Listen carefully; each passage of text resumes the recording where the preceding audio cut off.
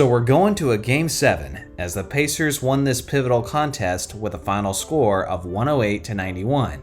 And let's be honest, in reality, it wasn't even that close. It was a special night in Indiana as a lot of familiar faces and a lot of former Pacer legends got to be a part of the energy and atmosphere. I can only imagine how electric the building is going to be in Oklahoma on Sunday night. This will be the first Game 7 of the NBA Finals since 2016, and we all remember how that one went. If this game ends up being half as good as that one, then we're in for a serious treat. So let's talk about the game a little bit. After the first quarter, the game was never really in question, as the Pacers were leading by 22 points at halftime. Honestly, the second quarter was probably the most exciting part of the night, because the second half was mainly garbage time with a lot of reserves going at it. Indiana simply looked like the more desperate team, but in a good way, and OKC looked complacent and like they were lacking a sense of urgency. I could really dissect their play and talk about the things that they need to improve in the next game, but I think OKC simply played as if they didn't need this game, and I expect a completely different looking performance in Game 7. We'll see if their lack of a killer instinct comes back to bite them in the 7th game. But after Indiana started Game 6 by missing their first 8 shots, I would have liked to have seen OKC seize the opportunity and look like they actually wanted to win the championship on this night. So now focusing on Indiana, I just can't say enough positive things about Tyrese Haliburton. He was a big question mark coming into this contest as he was dealing with his calf strain.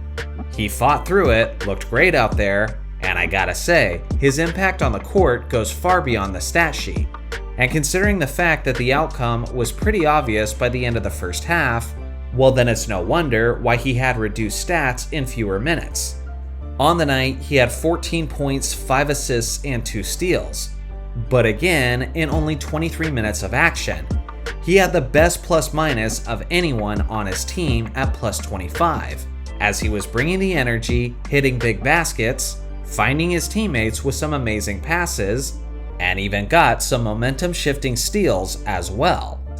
It was a fantastic team effort though, as 6 of the Indiana Pacers finished in double figures, including Obi Toppin and Pascal Siakam, who were both very solid. TJ McConnell continues to grow his fan club, as he had a huge game with 12 points, 9 rebounds, 6 assists, and 4 steals.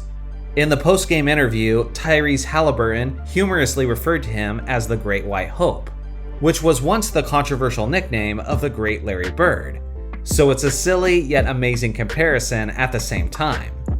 So now we're moving on to Game 7, and I'm sure a lot of people are going to be acting worried about OKC, but I'm simply not. Teams play different when they're in a do-or-die situation, and now both teams are in that situation for Game 7. Plus, momentum can always swing dramatically whenever the home court advantage changes. Consider this. Since 1980, there have been 7 Game 7s in the NBA Finals, and in 3 of those instances, there was a blowout in Game 6, but Game 7 still went on to be a very close dogfight. Remember, this same thing already kind of happened in the second round, as the Denver Nuggets blew out OKC in Game 6, and then the series returned to Oklahoma, where they proceeded to absolutely destroy the Nuggets in Game 7. The reality is, the Thunder are just much better at home.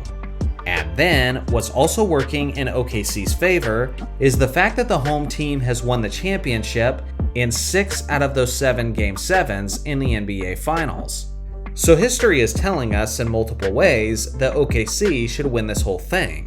But at this point, I think it's pretty foolish to count out Indiana. And I think it's anybody's series, and frankly, it might even come down to the final shot. So this is it, the very end of this wild NBA season.